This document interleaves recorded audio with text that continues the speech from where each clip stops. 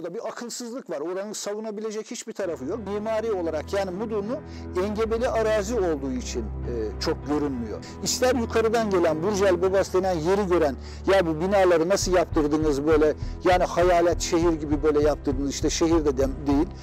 Aşağıdan gelen de ya bu TOKİ'lerin burada ne işi var diyor. Ben de diyorum ne işi var burada diye.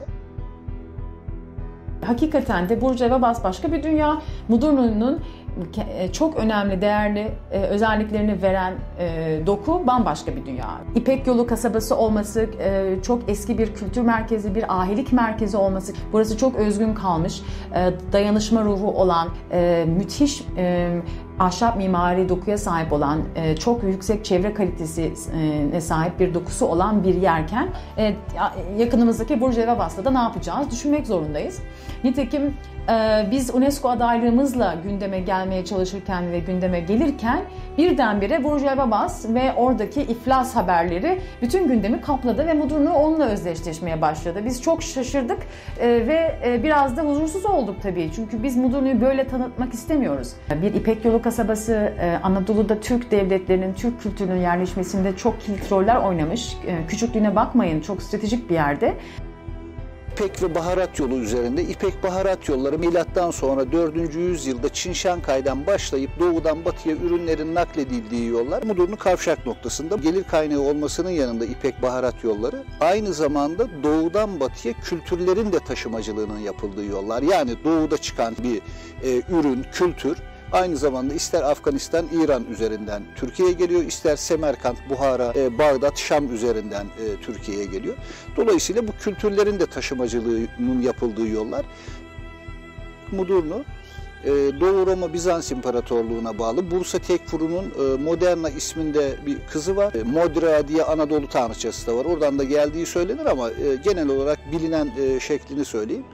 Bursa Tekfuru kızının adına buraya bir kale yaptırıyor 8. yüzyılda. O Moderna ismi de Mudurnu olarak kullanılmaya başlanmış. İpek baharat yolunun konaklama duraklarından birisi olması nedeniyle Mudurnu eski tarihte de Bizans döneminde de kültür ve el sanatlarına beşiklik ediyor. Osman Beyliği 1299 yılında tarihçiler tarafından kurulduğu kabul edilir. Osman Beyliği kurulduktan 7 yıl sonra Mudurnu Osmanlı topraklarına katılıyor.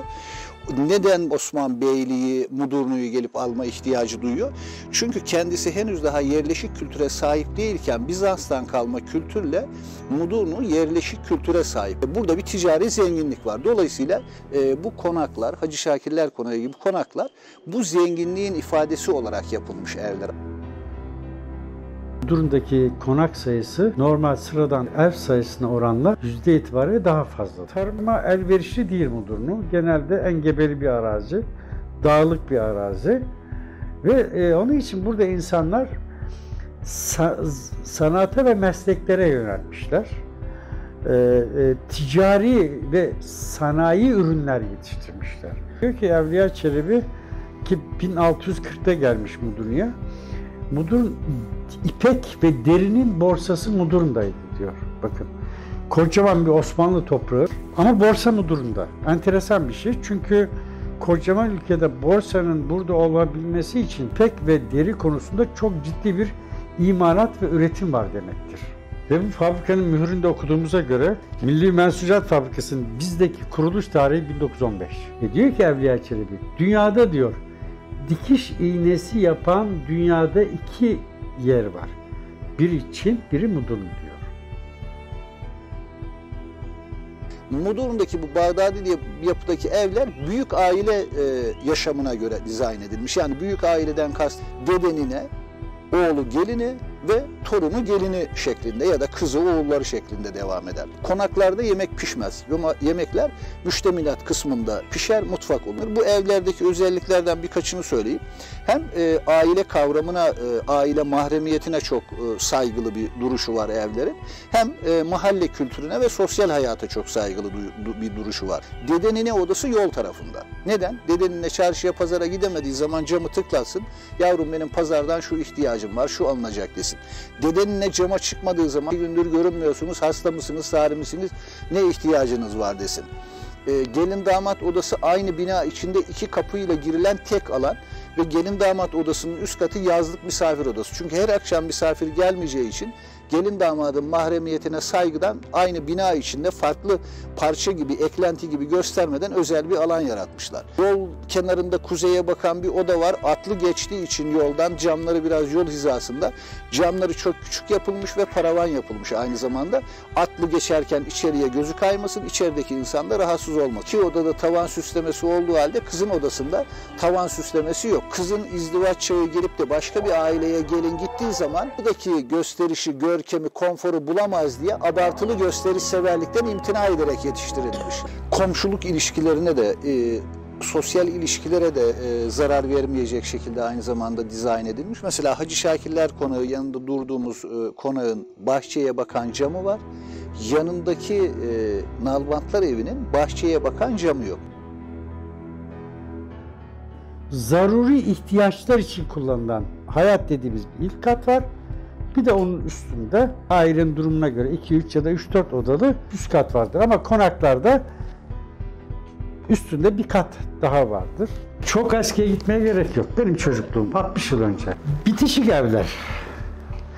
Hemen annem pencereyi kaldırır. Halime Hanım, ya bizim ekmek bitti evde, somun bitti, misafir de geldi. Bana çocuktan bir somun gönder de ben sana ekmeği yapınca veririm. Komşuluk bu. Ya da evinizde bir yangın çıksa önce komşunuz duyar. Yani sizin uzak kentlerdeki birinci derecede akrabalarınız bile olsa onlar duymaz ki. Komşunuz görür. Önce o yetişecek. Şimdi sabahleyin çocuk gözünü açtığı zaman 3 yaşında, 4 yaşında daha kahvaltı yapılmadan sokağa fırlar. Ne yapar? Karşı binadaki arkadaşını çağırır. İşte Abidin gel oynayalım sabahleyin. Seslenir ve duyar karşıdaki de. İşte apartmanda böyle bir şey yoktu. Eli çağırır. Ya oğlum Zeynel gel kahvaltı yapıyoruz. O da arkadaşını tutar getirir. Beraber gelirler. Ne güzel değil mi bir arada? Tabii bu sosyal ilişkilerde çok daha fazla samimiyeti geliştirmiştir. Paylaşımı geliştirmiştir. Dertte, tasada ve kıvançta bir olmayı getirmiştir. Tek başına, tek evlerde yaşayan insanlar apartmana geldiği zaman ayak uyduramıyorlar. Yine eski alışkanlığını devam ettiriyor.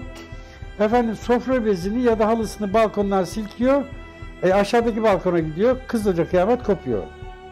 Kendi evinde böyle bir şey yoktu. Bağımsızdı çünkü. Bireysel yaşamdan, yani ailevi anlamda bireysel yaşamdan toplu ve bir arada yaşama geçtiğimiz için uyumsuzluk sıkıntısı çekiyoruz.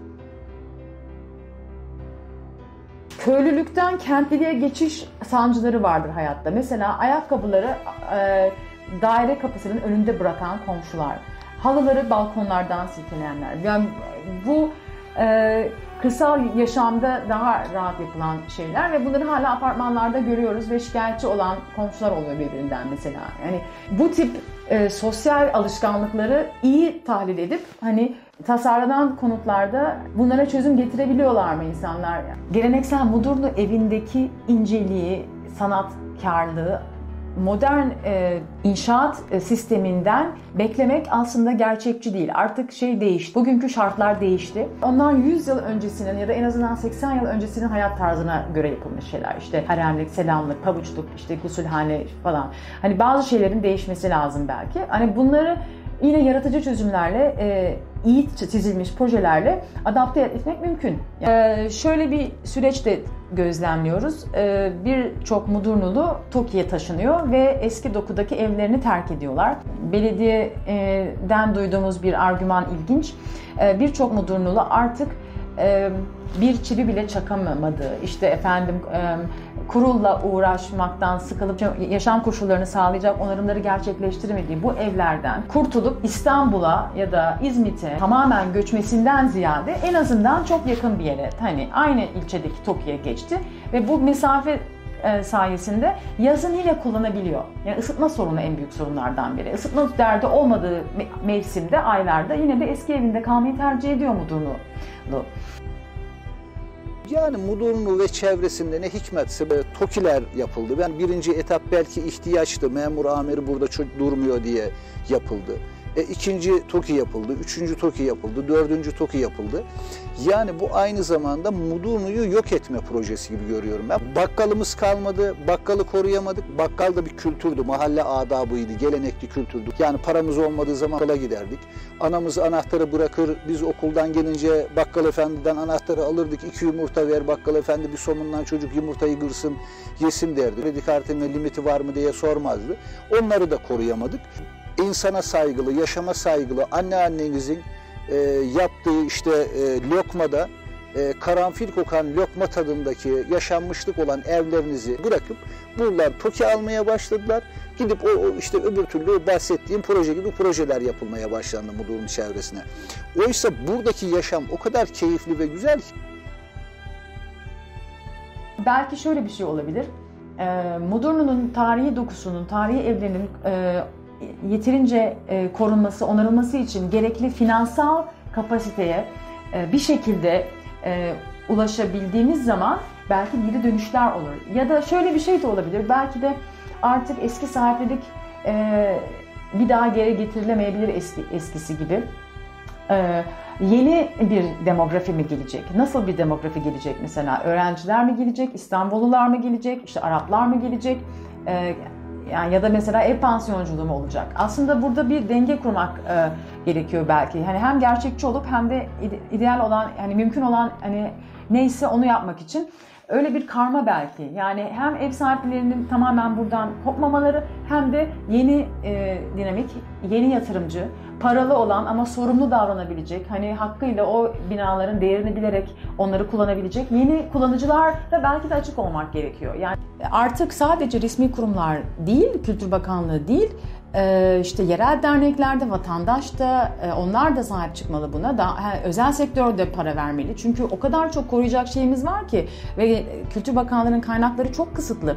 Altından kalkamıyorlar. Yani en iyi niyetli elemanlar, personel bile bir süre sonra eli kolu bağlı kalıyor bazı durumlarda görüyoruz. Ve özel sektörün tabiri caizse taşın altına elini koyması lazım mesela. Bütün bunlar işbirliği gerektiriyor ve karşılıklı güven ilişkisi, işbirliği alışkanlığı, iletişim alışkanlığı gerektiriyor. Fazla imara maruz kalmamışlık durumu, fazla yatırım görmemişlik durumu çok ironik bir şekilde buranın korunmasına da yarıyor aslında.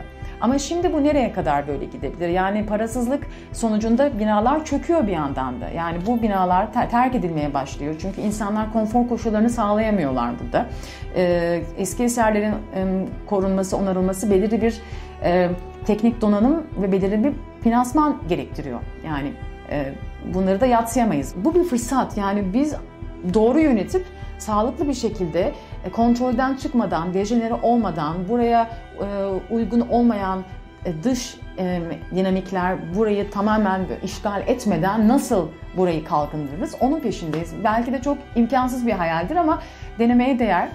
Burası herhangi bir kentsel sit alanı değil. Burada çok güzel yapılı doku var ama Mudurnu evlerinin oluşturduğu kentsel doku aynı zamanda bu vadinin içinde olduğu için o kayalık vadinin oluşturduğu doğal ortam, onu böyle kapatan vadi yamaçlarının arasında kalan burası böyle küçük bir dünya. Çok sessiz, sakin, kendine has, büyülü bir dünya ve onlar hepsi beraber daha anlamlı. Yani bütün parçaların toplamından daha fazlasını ifade ediyor. Zannedersem bugünkü tecrübemizle, aklımızla Mudurnu'da söz sahibi kim olursa olsun Burcu Evebaz projesini bugün bu şekilde yapmazdık diye düşünüyoruz diye ben kabul ediyorum. Neden? Çünkü yine ekonomik getiri, yine termal tesislerle turizmin ve sosyoekonomik refahın yükselmesi mümkün olabilir. Fakat çevreye zarar veren yanlış bir tasarımla değil, başka türlü yapılabilir bu. Yani bunu biraz hataları yaptıktan sonra öğreniyoruz, görüyoruz. Yani bugün Mudurnu'da oluşmuş olan sivil toplum bilinci, kamuoyu baskısı belki böyle bir kararın alınmasını engelleyecek bir baskı unsuru olabilir. Ne dedik? Yerel değerlere bağlılık ilkesi var. Yani buradaki özgün kültüre saygı ve sadakat lazım. Yani dışarıdan gelen, buradaki kültürü anlamayan bir insanın dayattığı bir talebi hemen karşılamamak. Turizmdeki bu bazen düşülen hata olan böyle kölelere dönüşmek olmamalı. Biz ev sahibiyiz ve onlar bizim misafirimiz ve Roma'ya gelen Romalı gibi yapar, Mudurnu'ya gelen Mudurnulu gibi yapar. Buradaki yerel kültüre ne uygunsa ancak onu biz sunarız. Yani her isteneni para karşılığında vermeye ve ruhumuzu satmaya hazır olmamak. Yani turizmin aslında sağlıklı olması için hani burada yerel topluluğun daha ağır basması gerekiyor. Yani yeteri kadar bu konuda kurallar yerleşirse, pratik yerleşirse daha dirençli ve güçlü oluruz. 100 konut var. Şu anda 730 tane yapıldığı söyleniyor. Diyelim ki 730 tane buraya Orta Doğu'dan Arap vatandaş geldi.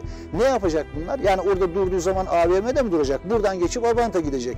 Burada gelip kasabadaki insandan alışveriş bir şey yaparsa yapacak ama burada bizim onların beğenip de alışveriş yapacağı sahamız yok zaten. Buradaki çoluk çocuğun geleceği, Mudurnu kültürü, Mudurnu insanının birbirine saygısı, ahlakı, dayanışması nasıl kalacak? Hiçbir şey kalmaz burada. Çünkü her şeye belki para gözüyle bakılacak.